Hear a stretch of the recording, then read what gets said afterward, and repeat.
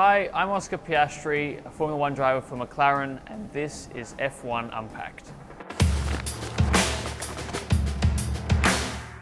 How long does it take to learn to drive a new F1 car? There's no easy answer for this one, you're always learning. I think to get close to the pace doesn't take too long generally, maybe a few days. But then to really find those last little bits and be able to do it consistently can take months, if not even years. So it does take a while. It depends on the driver as well. Depends if the car suits them, what kind of characteristics they prefer, whether they like an understeer car or an oversteer car. It all depends. So for some people it can take sometimes less than a day to really get on top of things. For others it can take a long time, and for others it doesn't happen at all. So it can be very, very varied.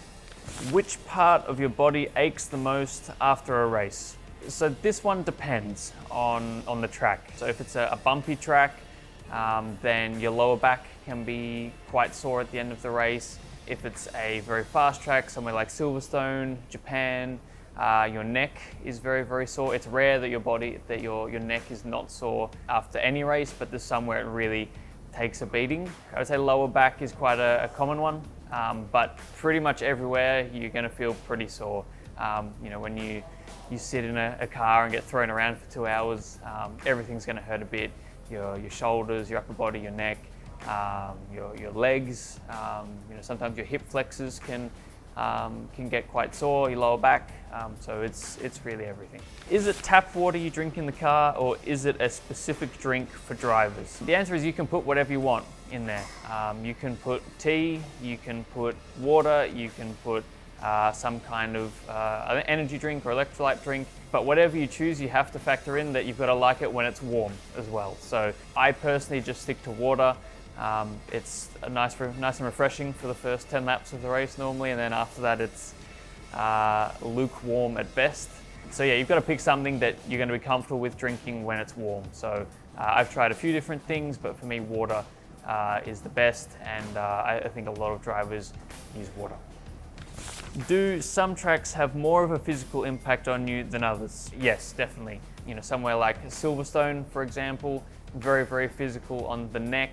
Somewhere like Singapore, very physical just generally because it's so hot, so bumpy, and the sort of circuit length versus the average speed means that the race nearly takes up the full 2-hour slot that we have. Somewhere like Monza, a lot of straights, a really quick lap time or high average speed means it's a pretty short race with not too many corners, so that's one of the easier ones of the year. But yeah, anywhere it's hot is going to be a tough race, and anywhere where there's a lot of high-speed corners or bumps is going to make it tough as well. What do you do if you need the toilet during the race? So if you need the toilet in the race, you don't have many options to you. It's not unheard of for drivers to go in their suit. Personally, I've never had to. Well, I have had to, but have never followed through with it. There's not much you can do. Some drivers are able to go in their race suit, which is a bit gross, but if you gotta go, you gotta go. What do F1 drivers eat as part of their diet? It's a mix. It's a pretty well-balanced diet. In all honesty, there's no super strict, you have to eat this, and you'll be a world champion. It's just a normal, mixed diet. Of course, trying to get a lot of protein in with the workload that we have on the race weekends. Trying to recover and give your muscles the protein they need is important. Loading up on a lot of carbs for the race is incredibly important as well. And of course, trying to not eat too much sugar or fat. It's nothing particularly special. We also need to try and keep our weight reasonably low to be at the weight limit. So we're certainly not bulking up and eating a crazy amount of food, but it's a pretty regular mixed diet. What type of cardio training do drivers do? It's a mix, depends on the driver. For myself, I prefer to do running as my cardio.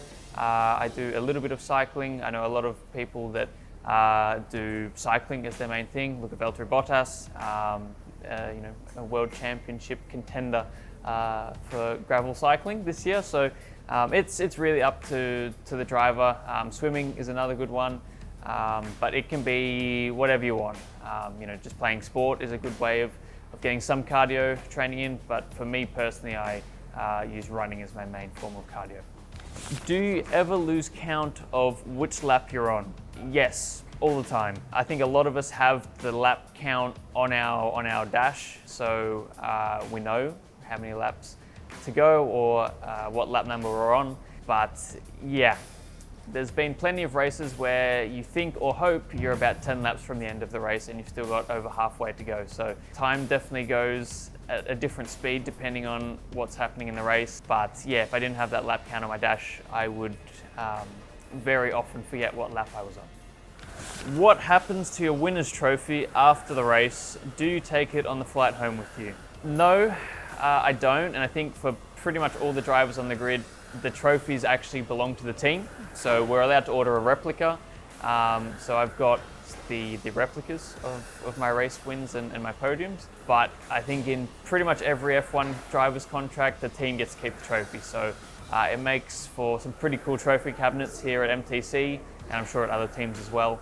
Ours is the best. But no, we don't get to take it on the flight home with us. We don't get to sleep with it, unfortunately. I'm sure we could keep it for a night and recreate some pretty iconic photos, but no, normally the team take it with us.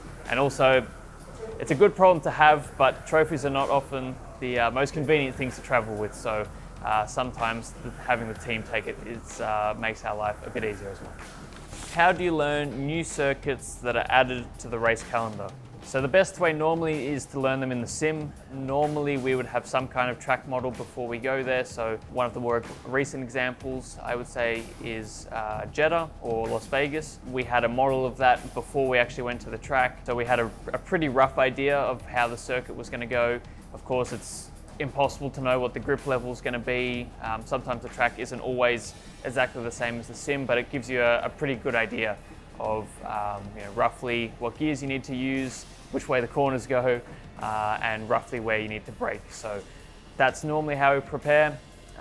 There's been some very rare cases in my junior career where we weren't able to get a sim model before the race, so we've used the F1 video game a few times. But normally, especially in F1, we've got the resources to get a sim model before the race. Is there any moment in a race where you think of anything other than a race? It's definitely happened before. Normally, if it's not a particularly interesting race, then it can be pretty easy to get sidetracked before. I have once thought about the fact that it was Mother's Day during a race.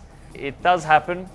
You sometimes hear drivers singing a song to themselves, but yeah, we're not sort of actively focusing on something else or what we're going to have for dinner that night. But it can be very easy when you're in a kind of a flow state and in a not very interesting part of the race to start remembering other things or singing a song.